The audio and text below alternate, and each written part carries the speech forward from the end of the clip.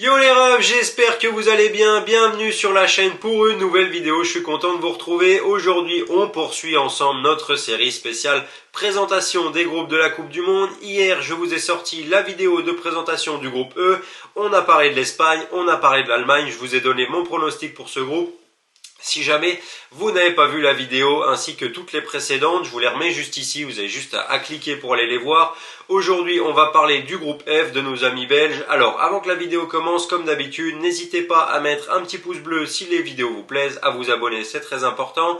N'hésitez pas à continuer à donner vos avis dans les commentaires, ça me fait vraiment plaisir de vous répondre et d'échanger avec vous. Et encore une fois, je tiens à rappeler que j'ai mis en place un jeu concours pour vous permettre de gagner un maillot du vainqueur de la Coupe du Monde. Si jamais vous voulez participer, c'est gratuit, c'est très simple. N'hésitez pas à aller revoir la vidéo de présentation du groupe B. C'est dans cette vidéo-là que tout est expliqué, pardon.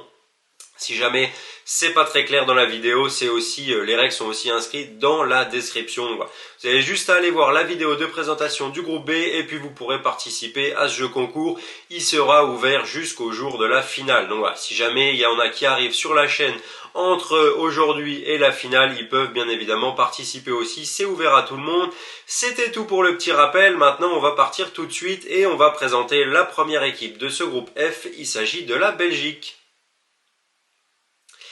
Alors la Belgique, ils sont arrivés là assez tranquillement, hein, j'ai envie de dire. Ils ont fini premier et invaincu d'un groupe de qualification où on retrouvait avec eux le Pays de Galles, la République tchèque, l'Estonie et la Biélorussie, il me semble, je crois que c'est ça. Je vous affiche le classement juste ici. Ils ont fini premier avec 5 ou 6 points d'avance sur le Pays de Galles. Bon, c'est clairement pas une surprise, hein, c'est la place où on les attendait. Ils finissent invaincus, j'ai envie de dire, c'est presque logique aussi parce qu'on sait qu'ils étaient bien meilleurs que le reste des équipes du groupe. Donc voilà, pas de surprise. D'un point de vue effectif, la liste des 26 appelés, elle est sortie il y a une petite semaine, je dirais.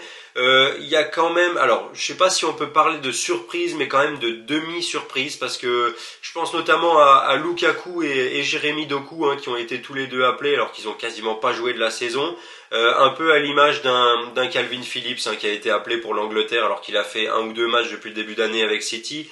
Là, Lukaku et Doku, ils ont presque pas joué parce qu'ils ont été embêtés par des blessures. Je crois que Lukaku, je sais même pas s'il a fait 5 matchs avec l'Inter. Jérémy Doku, pareil, il est très souvent blessé, pardon. Depuis le début d'année avec Rennes, il a presque pas joué. Pourtant, ils ont été appelés. Alors, s'ils ont été appelés, je pense que Roberto Martinez doit savoir qu'ils sont quand même en état de jouer, sinon il les aurait pas appelés, parce que griller 2 spots pour des mecs qui jouent pas du tout, si on sait vraiment pas dans quelles conditions physiques ils sont, je pense que ça serait un peu débile, surtout que voilà, on a déjà Eden Hazard qui est appelé, mais qui joue pas du tout avec le Real parce qu'il est tout le temps blessé. Après, bon, je veux dire, c'est le capitaine de la sélection depuis de nombreuses années, donc ça aurait vraiment été un choc qu'il soit pas appelé malgré le fait qu'il joue pas. Mais voilà, ça fait quand même 3 joueurs qui ont été appelés dans cette attaque belge et qui jouent quasiment pas depuis le début de l'année, donc à voir ce que ça donne.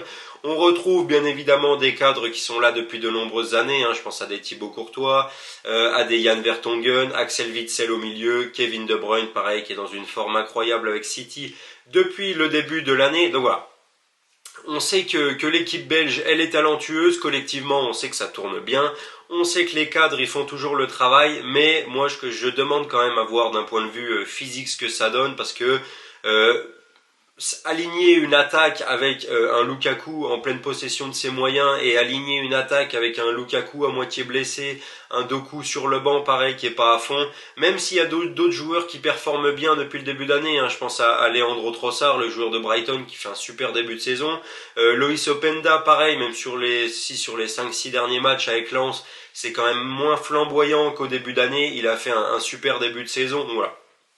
Ils ont des joueurs en forme, mais je demande quand même à voir si tous les cadres de cette équipe belge sont en pleine forme physique et en pleine possession de leurs moyens, parce que je pense que ça peut faire une sacrée différence. Ils sont pas dans un groupe facile, hein. Franchement, on va parler des 3 autres équipes après. C'est un des groupes où j'ai le plus longtemps hésité avant de faire mon classement, pour vous dire la vérité. Alors, vous en avez l'habitude maintenant, je vous donnerai mon classement en fin de vidéo. Mais pour vous dire la vérité, j'étais en train de préparer la vidéo hier et je savais encore pas qui j'allais mettre à quelle place. Alors, je peux le dire maintenant, hein, sans surprise, je pense que la Belgique finira premier, mais j'ai très très longuement hésité avant de donner mon deuxième. Et pour vous dire, pour être tout à fait honnête, j'ai changé d'avis avant d'appuyer sur le bouton record. Donc avant d'appuyer, il y a 5 minutes de ça, je savais encore pas qui allait finir deuxième. J'ai changé d'avis au dernier moment, donc voilà, on parlera du classement un peu après. C'était tout pour cette équipe belge. Maintenant, on passe à la deuxième équipe. Il s'agit du Canada. Alors le Canada, eh ben, ils sont sortis premiers de leur groupe de qualif Amérique centrale. Donc comme j'ai déjà dit, hein, j'ai déjà présenté quasiment toutes les équipes de ce groupe-là. On retrouvait dans ce groupe-là les États-Unis, le Mexique et le Costa Rica. C'est les quatre équipes qui sont, les trois équipes pardon, qui sont sorties qualifiées avec le Canada. Le Canada, ils ont fini premier, alors avec le même nombre de points que les États-Unis qui ont fini deuxième, avec une meilleure différence de but. Donc voilà, je pense que ça peut être une des équipes surprises de cette Coupe du Monde. Alors, ils ont pas mal, non. Ils ont quelques bonnes individualités qui jouent en Europe et qu'on connaît bien. Je pense notamment à Jonathan David, l'attaquant de Lille, Alphonso Davies, le défenseur du Bayern. Alors, en sélection, il n'est pas du tout défenseur. Je crois que sur allez, je dirais sur la dizaine de matchs les 10 derniers matchs qu'ils ont fait, je pense qu'il a dû en jouer 5 ou 6 comme numéro 10, donc voilà, il joue défenseur gauche avec le Bayern, numéro 10 en sélection, un peu à l'image d'un Zinchenko avec l'Ukraine, hein. Je veux dire, c'est un peu le même profil d'un point de vue polyvalence. Après, jouer 10 quand tu joues contre le Honduras ou le Mexique ou le Costa Rica, c'est pas pareil de jouer 10 quand tu vas rencontrer des équipes là comme la Belgique ou la Croatie. Donc je demande quand même à voir ce que ça va donner. Après, ils ont aussi beaucoup de très bons joueurs qui jouent en MLS. Alors pour la plupart à l'Impact Montréal, hein, le club canadien qui évolue en MLS. Donc voilà. Ils ont des bons joueurs, pas forcément les joueurs les plus connus du monde, ni les plus connus en Europe, mais voilà, ils ont des bons joueurs, c'est une équipe qui tourne bien. Comme j'ai dit, je pense que ça peut être quand même une petite surprise. Je vais pas vous dire tout de suite à quelle place je les ai mis dans ce groupe, mais je pense qu'ils peuvent nous donner de beaux matchs. Je pense que ça peut être une équipe assez sympa à voir jouer. Maintenant, est-ce que ça suffira pour avoir des résultats et sortir de la poule? Je sais pas encore, je suis pas totalement convaincu par ça, même si, voilà, comme j'ai dit, ils ont du potentiel. Maintenant qu'on a parlé de la Belgique et du Canada, on va passer à la présentation de la troisième équipe de ce groupe, il s'agit du Maroc. Alors le Maroc, eh ben, comme pour toutes les autres équipes africaines, hein, ils ont dû finir premier d'un groupe de 4 équipes, groupe dans lequel on retrouvait, j'ai un trou de mémoire, la Guinée-Bissau, la Guinée et le Soudan. Pareil, hein, c'est loin d'être des cadors du football mondial, mais ils ont fait le taf avec, je crois, 6 victoires et un nul en 7 matchs, il me semble. Non, non, 6 victoires tout court, 6 victoires en 6 matchs. Premier invaincu avec que des victoires. Bon, c'était logique hein, au vu du niveau de leurs adversaires, j'ai envie de dire. En barrage, ils ont joué une double confrontation et ils ont battu le Congo. Alors je crois que ça avait fait match nul à l'aller et au match retour, ils ont gagné sont imposés pardon assez largement. Je crois que ça a fini en 3-0, 4-0, il me semble 4-1 peut-être le match retour. Enfin voilà.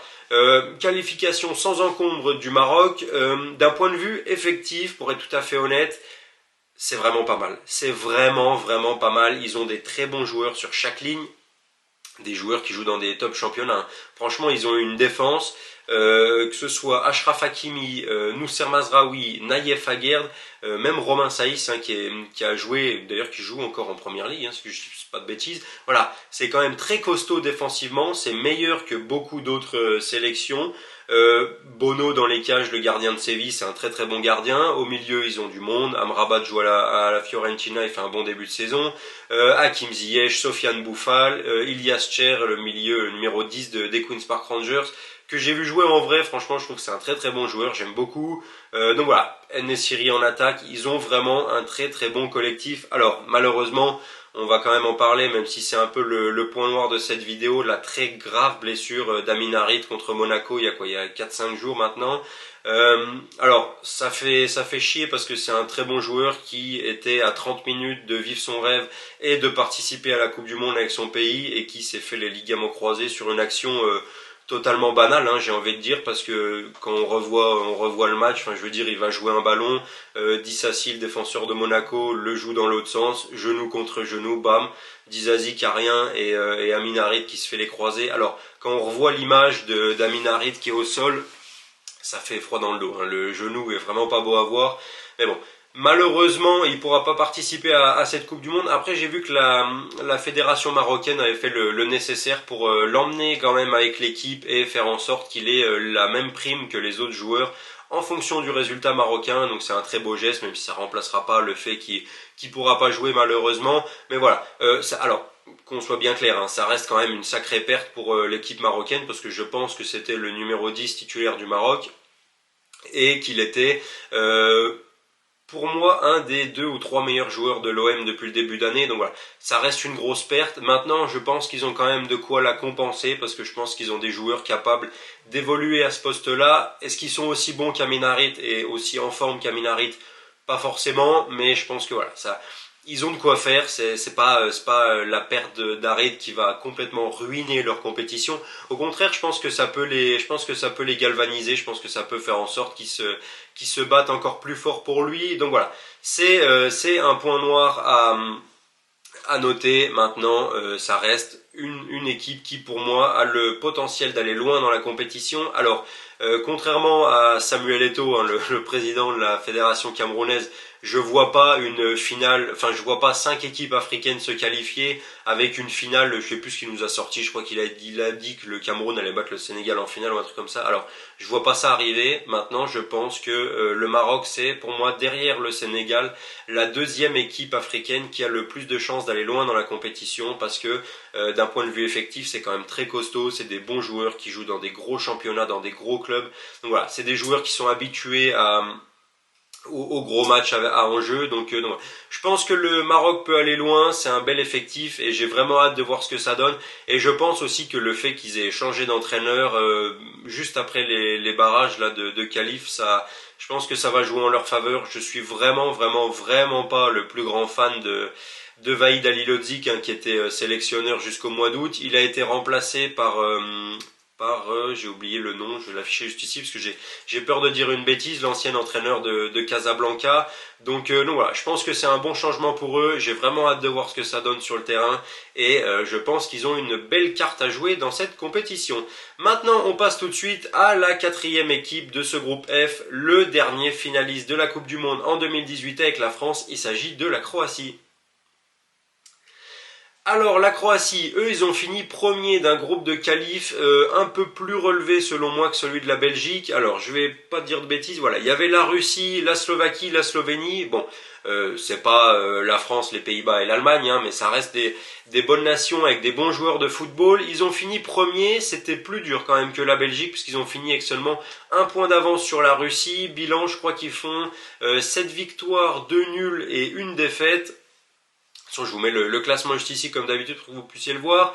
Bon, la Croatie, on sait ce qu'on va avoir avec eux en fait. Je veux dire, il n'y a pas de surprise. C'est une équipe qui joue ensemble depuis longtemps. C'est aussi pour moi un des petits soucis, c'est le fait que l'effectif, je trouve, soit quand même pas vraiment renouvelé depuis 2018. Il y a pas mal d'individualités qui sont assez vieillissantes. Alors, vieillissantes mais toujours à un très bon niveau, hein, que ce soit Modric, Brozovic, Perisic, voilà. C'est des cadres qui jouent encore dans des top clubs européens. Modric joue dans le meilleur club du monde. Perisic, bon, non, non, en fait, non, je retire ce que j'ai dit. Perisic joue pas du tout dans un top club européen, vu qu'il joue pour le modeste Tottenham, hein, petit club du nord de Londres. Bref, trêve de plaisanterie. Voilà, Perisic est encore à un bon niveau. Brozovic, il tient, alors, malgré le fait qu'il ait été blessé depuis, je crois, 4-5 matchs, il a encore une place très très importante dans le milieu de l'Inter Milan. Donc voilà, ça reste une bonne équipe, c'est une équipe vieillissante. Est-ce que je les vois aller aussi loin qu'en 2018? Sincèrement, non. J'ai plus de mal à les voir faire quelque chose. Je sais pas. Il y a quelque chose qui me, j'ai un feeling. Il y a quelque chose qui me fait dire que pour moi ça va pas passer. Je sais pas. Je sais pas si c'est le fait que l'effectif soit vieillissant, qu'il n'y ait pas eu vraiment de renouvellement de joueurs. Alors ils ont des bons joueurs, hein, que ce soit en attaque. Enfin, ils ont des bons joueurs à chaque ligne, mais je sais pas. Pour moi, il y a quelque chose qui va manquer dans cette Coupe du Monde. C'est trop la défense. Je suis pas fan. Enfin, ça s'est pas renouvelé. Alors le point positif là-dedans, c'est que ça se connaît bien et que ça joue ensemble depuis longtemps. Mais voilà, pour moi ça va pas le faire cette Coupe du Monde. Et il faisait partie. Alors je vais vous donner mon classement dans quelques secondes, mais il faisait partie du choix que j'avais à faire et du choix que j'ai modifié plusieurs fois. Mais voilà. Alors du coup, sans transition, on va passer au classement, hein, vu qu'on parle de ça. Premier, logiquement, par rapport à ce que j'ai dit, la Belgique, hein, sincèrement, je les vois pas ne pas finir premier. Même si, comme je l'ai dit, j'ai hâte de voir ce que va donner l'équipe, à quel niveau de forme vont arriver les cadres, hein, que ce soit les Hazard, les Lukaku, bon, Jérémy Doku, c'est pas encore un cadre de la sélection belge, mais c'est un très bon joueur, donc j'ai hâte de voir dans quelle forme physique ils vont arriver.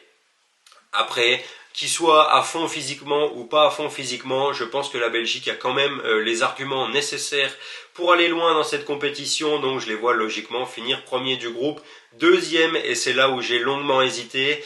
Dans un premier temps, j'avais mis la Croatie. Parce que, comme j'ai dit, équipe qui se connaît bien, équipe qui est allée loin à la dernière Coupe du Monde. J'ai changé d'avis, je pense, 4 ou 5 fois en 24 heures entre le moment où j'ai préparé la vidéo hier et le moment où je vais la sortir aujourd'hui. Changement de dernière minute, finalement, je vais mettre le Maroc deuxième. Pourquoi? Parce que d'un point de vue collectif, j'y crois vraiment. Je trouve qu'ils ont un effectif qui peut faire de belles choses. Donc voilà. Et puis, comme j'ai dit, j'ai pas un bon feeling par rapport à la Croatie. Donc, changement de dernière minute, je vais mettre le Maroc deuxième. Je vais quand même mettre la Croatie troisième. Pour vous dire, hein, hier à 14 heures, je pense que la Croatie était deuxième de mon classement. Ce matin, je les mettais dernier parce que je mettais le Maroc deuxième et le Canada troisième. Après, voilà, je vais quand même les mettre troisième. Il faut respecter le fait qu'ils soient dernier finaliste. Il faut respecter le fait qu'ils jouent ensemble depuis longtemps. Même si je pense que pour le coup, ça sera pas suffisant pour se qualifier, parce que je pense que le Maroc va prendre la deuxième place. Je vois quand même la Croatie finir troisième et le Canada quatrième et dernier. Je pense que pour cette Coupe du Monde là, ça sera un peu short pour le Canada d'un point de vue effectif. Alors d'accord, ils ont des bons joueurs, hein. Jonathan David fait un excellent début de saison avec Lille. Je crois qu'il est deuxième ou troisième meilleur buteur de Ligue 1. Alphonso Davies, pareil, c'est un très très bon joueur, hein. Ça joue avec le Bayern. Le reste de l'effectif, je pense que ça sera un peu short.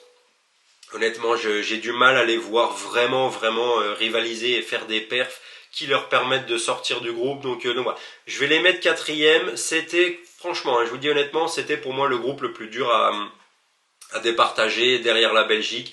Je pense que c'est un groupe très très homogène. Je pense que le niveau est quand même très rapproché entre les trois sélections, avec quand même, je dirais, le Canada un cran en dessous, mais vraiment pas grand chose. Je pense que c'est un des groupes qui peut nous offrir le plus de beaux matchs, hein, en phase de poule. Je pense que ça va être accroché et ça va vraiment être beau à voir. Donc voilà. Je demande à voir. C'était tout pour l'analyse de ce groupe F. Rendez-vous demain pour l'analyse du groupe G, avant-dernier groupe. Groupe avec le Brésil, hein, donc un des favoris. Comme d'habitude, si vous avez aimé la vidéo, n'hésitez pas à mettre un petit pouce bleu, à la partager, à vous abonner, c'est très important. Et en attendant qu'on se retrouve demain pour la présentation du groupe du Brésil, je vous dis prenez soin de vous les refs, à la prochaine.